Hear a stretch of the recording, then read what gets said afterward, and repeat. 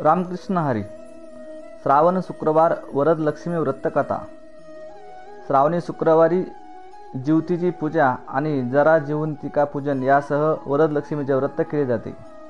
महाराष्ट्रात वरदलक्ष्मी व्रत नावाने लक्ष्मी देवीचे पूजन केले जाते. श्रावण महिन्यातील शुद्ध पक्षात येणाऱ्या शुक्रवारी वरदलक्ष्मी व्रत असून वरदलक्ष्मी व्रत कथा जाणून घ्या. एकदा कैलासावर शिव पार्वती सारीपाट खेळत होती. त्यावेळी एक डाव कोणी जिंकला याबद्दल त्या दोघांमध्ये वाद निर्माण झाला. अखेर तिथे उपस्थित असलेल्या चक्रनेमी नावाच्या आपल्या गणाला भगवान शिवशंकरांनी निर्णय विचारला असता त्याने भगवान शिवशंकराच्या बाजूने निर्णय दिला.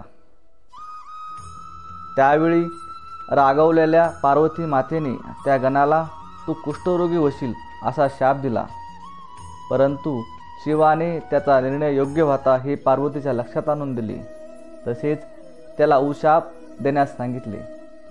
तेव्हा पार्वती देवीने एका सरोवराच्या काठावर काही देवस्त्रिया वरदलक्ष्मीचे व्रत करीत असतील त्यांना विचारून चक्रनेमीने हे व्रत केल्यास तो रोगमुक्त होईल असे सांगितले.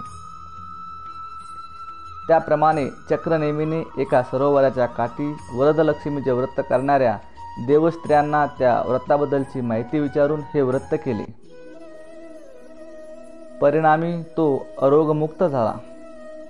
अशी वरदलक्ष्मी व्रतकथा पुराणात आढळून येते. घराच्या ईशान्य दिशेला मंडप घालून तिथे चौरंगावर कलश स्थापना करावी. त्या कलशावर वरदलक्ष्मीचे आवाहन करावे. देवीचे श्रीसूक्तयुक्त पूजा करावी. देवीला 21 अपपूंचा नैवेद्य दाखवून पूजेला आलेल्या सर्व स्त्रिया ब्राह्मणांना वाण द्यावी. देवीची कथा ऐकावी असा या व्रताचा विधी आहे. वरदलक्ष्मी व्रत केल्यामुळे लक्ष्मी मातेची कृपा आपल्यावर राहते. रामकृष्ण हरी.